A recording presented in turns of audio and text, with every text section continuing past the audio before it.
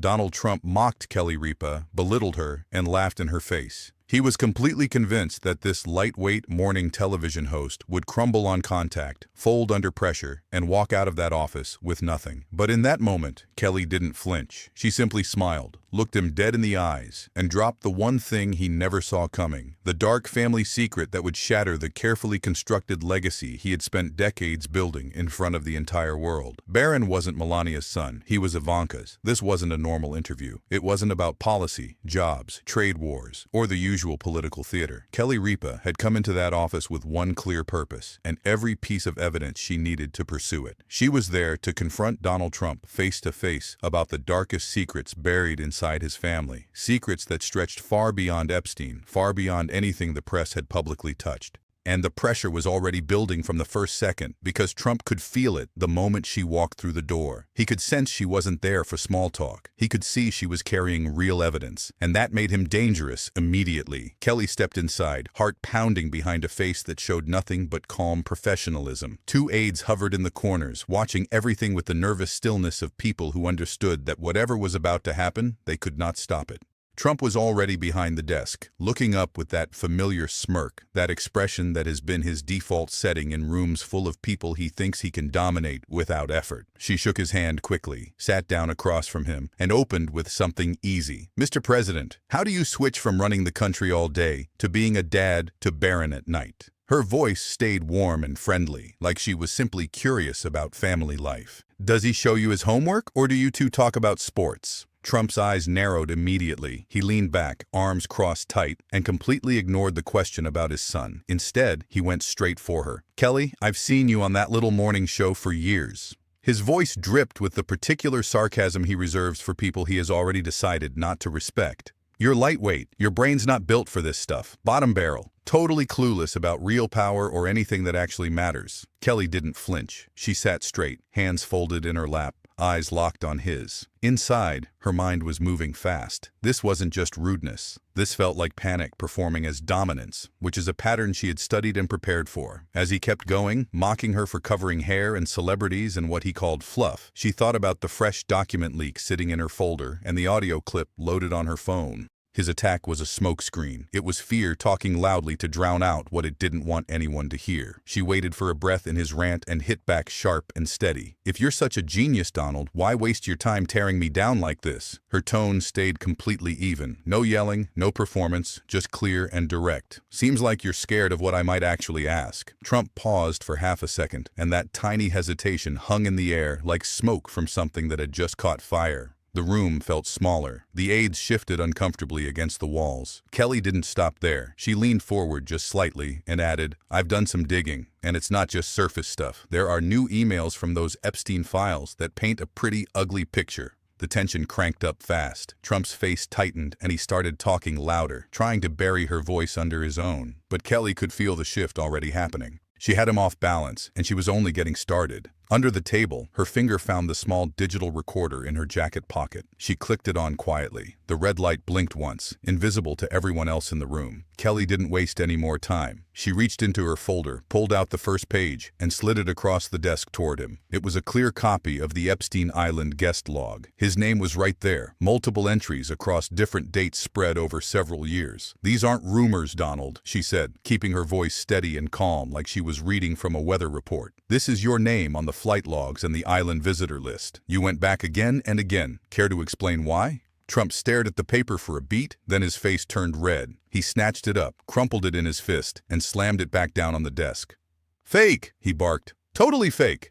You think I'm stupid enough to fall for some Photoshop garbage from a nobody like you? You're out of your depth, Kelly. Way out of your depth." He leaned forward and pointed a thick finger directly at her. "You've been on TV giggling about makeup and celebrity breakups your whole career. That's your world. Fluff, pure fluff.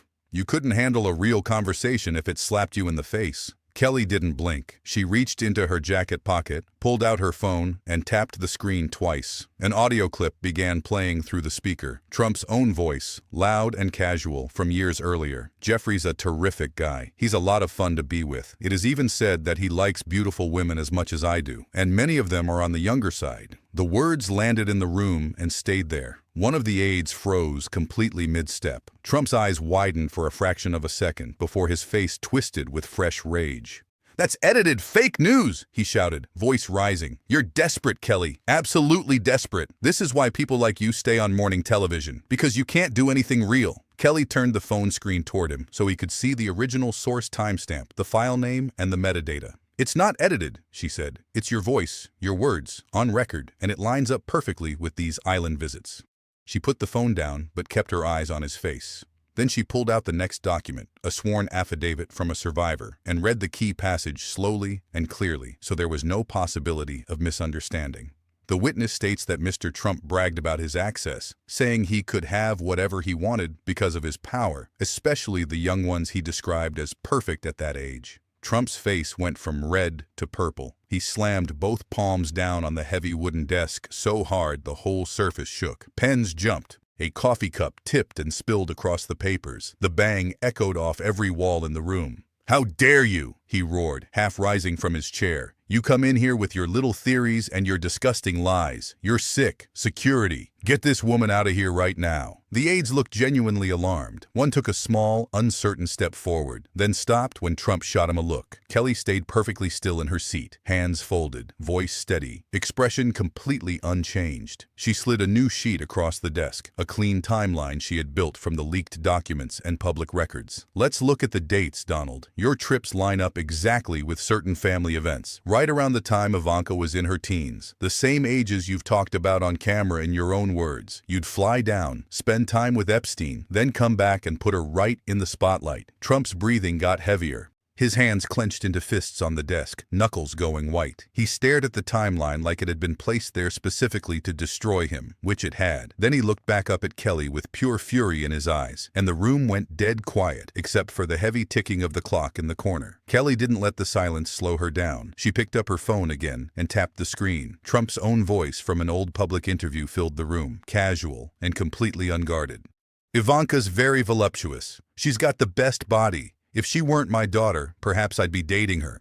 The clip ended. The words stayed. The room went completely silent for one full second. Trump's face twisted in fury. "How dare you!" he bellowed so loud his voice cracked. "That's completely out of context. You're twisting everything to make me look bad." Right then, the door opened fast, and two Secret Service agents stepped inside, eyes sweeping the room, one of them moving directly closer to the desk without being asked. Kelly kept her voice low but sharp, cutting through the heavy silence. "You talk about protecting your family all the time, Donald, but the way you talk about Ivanka doesn't sound like protection. It sounds like possession. You've called her your ultimate prize, the most beautiful woman you know. You put her front and center in your businesses and your campaigns in ways that went beyond any normal professional relationship. Was she really safe from the world, or safe from you?" Trump's face turned a deep, enraged red. His breathing got loud and ragged. Before he could erupt, Kelly pulled out another sheet and slid it across the desk. "This comes from a former White House aide who worked close to your family for years. He swears under oath that Ivanka was always in the room during important meetings and private dinners, more than Melania ever was. He describes odd family dynamics. He says Ivanka acted like the real partner, the one you turn to for everything. Melania seemed pushed to the side, almost like an afterthought." Trump grabbed the paper, scanned it, and crumpled it in his fist with a tight, white-knuckled grip.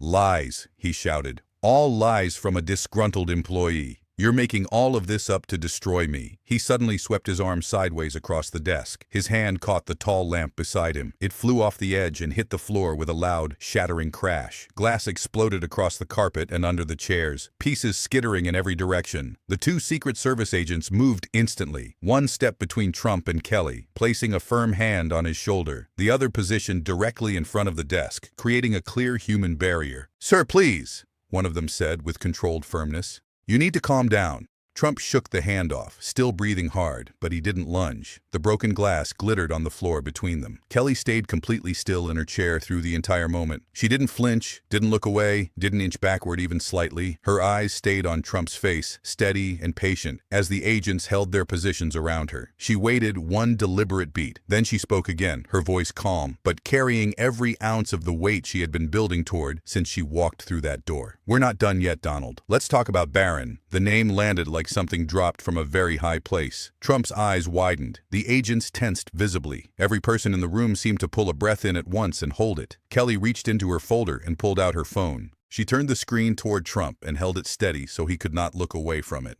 Look at this, side-by-side comparison. Teen Ivanka from the 90s, right next to Barron today. Same high cheekbones, same almond-shaped eyes, same nose structure, same jawline. This isn't a half-sibling resemblance. This is a mother-son mirror. The images were digitally enhanced, every detail sharp and clear. The resemblance hit with the force of something that had been sitting just below the surface for a long time, waiting for the right lighting. Trump's eyes locked on the screen. For a split second, he froze completely, his face going pale. Then he lunged forward and tried to snatch the phone from her hand. Kelly held it firm, pulling back just enough. "That's nonsense!" he barked, voice cracking. "Kids look like family. That's just normal biology. You're seeing what you want to see." Kelly didn't argue. She calmly swiped to the next document and slid a printed forensic report across the desk. This is a facial analysis from a whistleblower expert who previously worked with the FBI. He ran both photos through professional biometric software. The match between Ivanka and Barron is above 94%. That's not family resemblance. That's parent-child level correlation.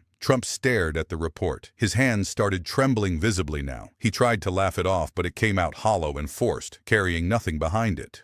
"Fake science," he muttered. "You can make numbers say anything." Kelly shook her head slowly and pulled out her phone again. She opened a screenshot of a text message exchange and read it aloud. This came directly from a hospital insider who worked at the New York facility where Melania was supposed to have given birth. No real prenatal records for Melania after a certain point. Staff were told to keep quiet. The pregnancy appeared staged. Padding under the clothes. Very limited and tightly controlled public appearances. The baby arrived full term, but no actual delivery logs or footage exist matching the official timeline. She looked up at him. "They say the whole thing was managed like a public relations operation. No real pregnancy, just a cover story built to hold." Trump shot to his feet. His chair scraped violently backward across the floor. "Get out!" he screamed, face burning red, veins visible along his neck. "Get the hell out right now! You're making up disgusting lies about my wife and my son. Security, get her out of here right now!" He jabbed his finger hard toward the door, chest heaving. One of the agents took a step toward Kelly. She didn't move a single inch. She stayed planted in her chair, back straight, hands folded, eyes locked on Trump's face. Then she reached into her folder one more time and pulled out a thin stack of printed emails.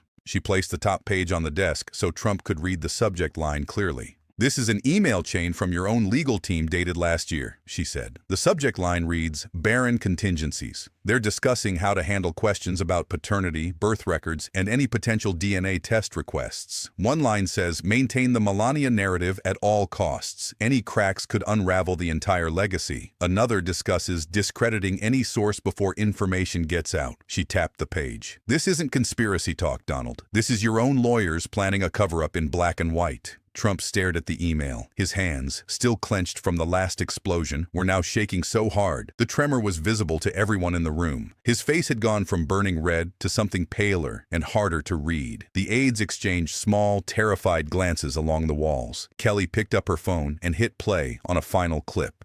A grainy private video began, showing a younger Trump pacing in what looked like a private office, phone pressed to his ear, clearly unaware of any recording. His voice came through clearly despite the low quality. "The boy is mine. Real blood. Real legacy. Ivanka carried him. We made it work. Nobody needs to know the details. Melania just plays the part, and we keep the story tight." A low, satisfied laugh followed. "It's perfect. My line continues exactly how I want it." The clip ended. The room went absolutely silent. Trump's eyes were wide open in pure shock. His mouth opened and no sound came out. His hand knocked against the edge of the desk as the trembling intensified. Then he lunged forward across the desk, arms sweeping wildly, trying to grab the phone from Kelly's hand. "Give me that," he snarled through clenched teeth. Kelly stood up smoothly and stepped back just enough.